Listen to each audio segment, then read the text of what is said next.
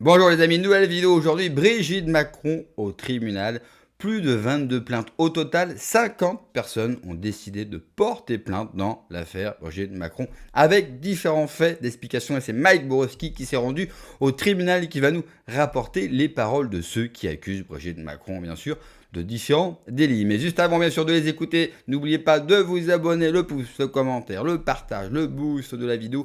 Et je vous conseille vivement d'aller voir le live de jeudi soir. Il fut explosif et je remercie tous ceux qui me soutiennent sur Tipeee ou sur YouTube avec tous vos dons. Merci à vous. Allez, on les écoute et on en parle juste après. Effectivement, oui, je ne sais pas si c'est encore historique, mais en tout cas c'est très significatif.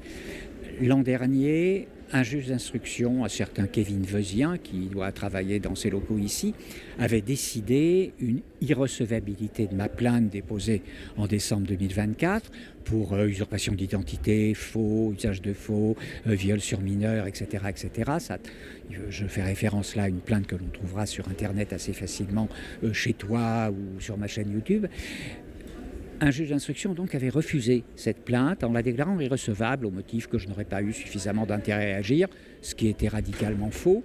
Je lui ai répondu, j'ai fait appel, j'ai écrit à Madame Laure Becuot, qui est la procureure de la République du tribunal judiciaire de Paris, donc toujours dans ses locaux ici. J'ai dû lui écrire 3 fois, je crois. J'ai écrit au juge Kevin Veusien. Et nous avons surtout, au lendemain de l'ordonnance d'irrecevabilité, nous sommes venus ici déposer 22 plaintes complémentaires, puis ensuite nous en avons envoyé 33. Nous en sommes donc aujourd'hui à, que je ne dise pas de bêtises, 56 plaintes, j'ai peut-être fait une erreur de calcul, peu importe, 56 plaintes, plus la mienne qui est en appel pour le moment. Et nous avons eu une surprise inattendue la semaine dernière. Notre avocat, Philippe Fortabal-Abattu, a reçu 56 ordonnances de consignation avec un tarif très élevé, mais je ne suis pas surpris de ça, c'est la règle du jeu. Lorsque un juge le doyen des juges d'instruction ou un juge d'instruction est chargé d'un dossier, dans un certain nombre de cas, l'institution préfère s'en débarrasser. Une façon de se débarrasser d'un dossier de plainte devant le juge de l'instruction, c'est de fixer une consignation très élevée. Là, elle a été payée. Et donc, du coup, ils ne peuvent pas se débarrasser. Mais non, là, c'est fini. Là, c'est fini. Moi, dans mon dossier, j'ai eu droit à l'aide juridictionnelle parce que j'ai des faibles revenus et parce que le directeur adjoint du bureau d'aide juridictionnelle a décidé à l'époque, c'était en janvier 2025, que ma plainte était suffisamment solide pour justifier une aide juridictionnelle. Ça fait des mois, des années que ce dossier perdure, que le mensonge perdure. Et là, l'institution judiciaire semble tourner sa veste, hein, sa robe. C'est ce que je leur conseille, moi, depuis des mois. Les gars et les ginettes, là, qui portaient des robes, puisque vous faites partie d'une fonction sacerdotale, comme les psychanalystes et les curés, c'est la même fonction, hein, c'est la fonction des hommes en robe. À un moment, il y a la nécessité de retourner sa veste. Il y a quelque chose qui me le confirme. Je lisais ce matin que le camarade Édouard Philippe, le camarade, c'est une blague, qui prétend se présenter à la prochaine présidentielle, il est peut-être parti dans un scénario Fillon, là, parce que les juges sont en train de s'intéresser de très près à la gestion de la mairie du Havre. Tu sais, c'est cette mairie qui gère le port du Havre, dont moi j'entends dire comme ça, par rumeur, que ce serait une des grandes portes d'entrée de la cocaïne française. Ah, c'est extraordinaire. Enfin, c'est incroyable. Ah, je respire un peu mieux parce que cette histoire de Jean-Michel Trogneux, Brigitte Macron, c'est tellement incroyable, c'est scandaleux. Et ça fait des années que ça dure. Mais il faudrait que là-haut, ils arrêtent de nous prendre pour des cons, quoi. J'arrive pas à comprendre pourquoi les gens ne bougent pas. Moi, je rencontre plein de gens qui disent « Ouais, c'est pas important ». Mais si on se fout de ta gueule, c'est pas important, surtout quand on est dans une soi-disant démocratie. Hein, et quand on s'aperçoit que les journalistes nous racontent que des conneries et tout ça pour détourner l'attention. Mais qu'est-ce que c'est que ça? Qu'est-ce que c'est que ce bordel? Alors, on bouge, les gens? La population, on va pas se laisser faire. Il y a Micron qui nous met plus que dans la misère. On n'imagine pas à quel point on est dans la misère. Et on bouge pas. Mais qu'est-ce qui va faire la bascule? On va compter les secondes pour qu'elle assume que maintenant, même si on n'est pas 50 à avoir fait un chèque de 8 000 €, ce qui est déjà un montant assez ridiculement bas par rapport à la protection du dossier, et en même temps ridiculement haut pour empêcher beaucoup trop de personnes de se joindre à toute la démarche. Et nous sommes confrontés à une situation où la justice doit-elle réellement assumer sa mission et non pas, comme le dit maintenant l'Institut pour la justice, nous sommes coupables d'être des victimes. Donc non, désolé, on assume le fait d'aujourd'hui d'être dans l'abus de confiance, puisque la confiance est en déroute, et que là, tout ce dossier concernant Brichel est connu de tous les services et de tout le haut de l'institution depuis 2013. Visiblement, la justice a choisi d'instruire, d'enquêter sur Brigitte. Donc la justice a choisi vous et le peuple. Oui, on va voir la suite. Dans combien de temps est-ce qu'ils vont traiter le dossier? Dans combien de temps ils vont peut-être qu'ils vont attendre l'élection de 2027? Comme ça, au moins, même si c'est une vérité, il ne sera plus élu.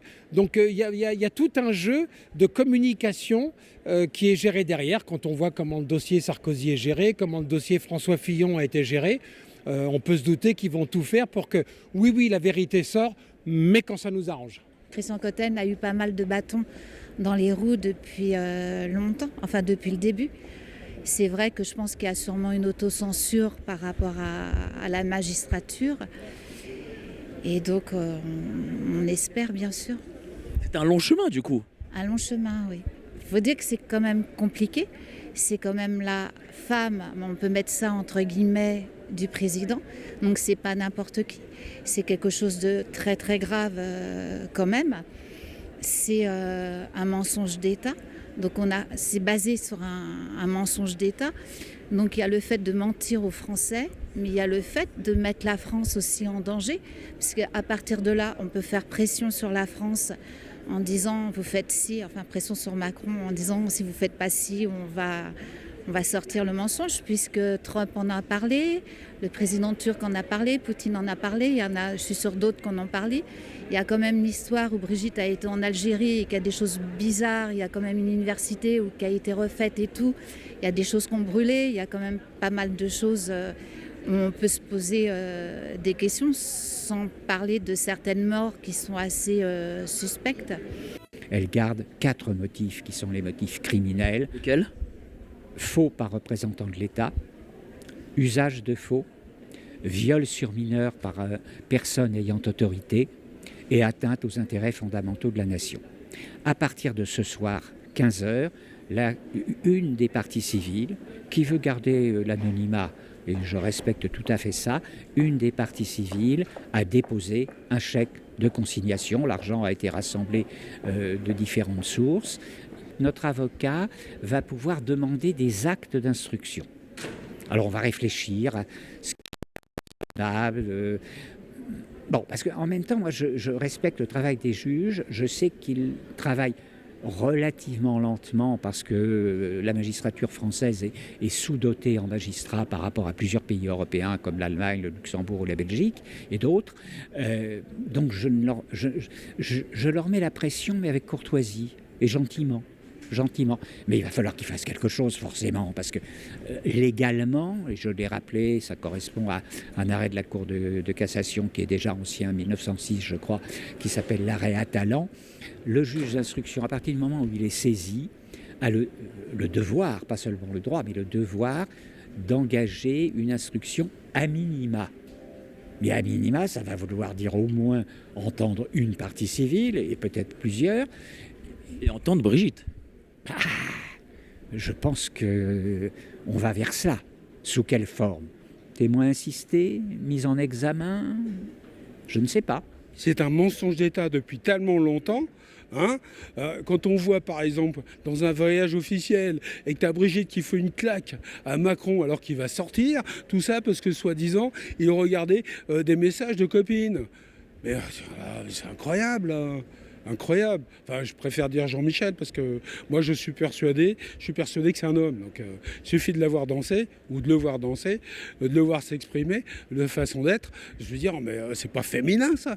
Et je rappelle qu'on est en France où on a le sens du féminin, la beauté du féminin, le culte du féminin, parce que pour nous, les Français, nous les vrais Français, les femmes, elles sont belles, c'est la féminité, etc.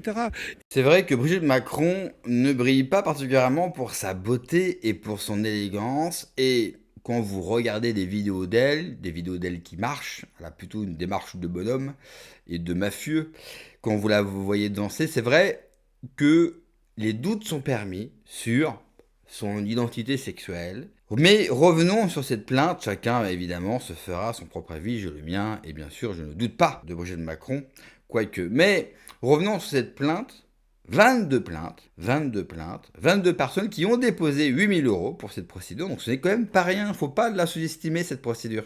Faut pas la sous-estimer, vous avez différents avocats, je crois qu'il y en a trois avocats qui vont s'occuper de cette affaire, 22 personnes qui ont décidé de mettre des sous sur la table, donc il faut quand même féliciter ces personnes-là qui prennent des risques, parce qu'on sait qu'en France, quand vous vous dressez contre l'État et contre ce pouvoir, eh bien, les conséquences peuvent être redoutables. On peut imaginer des redressements fiscaux, des petits contrôles, des impôts, on peut imaginer tout un tas de choses, tout un tas de pressions que l'État est capable, bien sûr, de faire sur cette personne. Donc, il faut vraiment les saluer pour leur courage. Même si cela a peu de chances d'aboutir, il faut respecter le courage de ces personnes-là d'aller au bout de leur démarche. Et évidemment que je comprends le coup de gueule d'un des plaignants que vous avez entendu quand il dit « Mais que font les gens pour se réveiller ? Que font les gens pour se réveiller ?» Évidemment qu'on ne peut qu'être d'accord avec lui. Que font les Français pour se réveiller ? Imaginez si au lieu d'être 22, il y a 100, 200, 300, 500, 1000 personnes qui déposent 8 000 € et qui forcent la justice. Imaginez le retentissement de cette affaire s'il y aurait des centaines de milliers de personnes. Au final, c'est possible, mais je serais d'accord avec un autre témoignage, 8 000 €, c'est une grosse somme. On n'est pas tous malheureusement en capacité de mettre 8 000 € dans un procès. En tout cas, moi, ce n'est pas le cas. Sinon, je peux vous dire une chose. Si j'aurais eu les capacités de mettre 8 000 € comme ça dans un procès, je l'aurais fait. Je l'aurais fait parce que je pense qu'à un moment donné, il faut aussi être capable, comme je l'ai fait quand j'ai été militant pendant la crise sanitaire, de montrer l'exemple et d'aller sur le terrain. Même si ça n'a aucune chance d'aboutir, même si on a l'impression, et c'est vrai, de se battre dans le vide, il faut quand même le faire. Il faut toujours montrer l'exemple dans la vie, surtout quand vous souhaitez que la masse vous suive.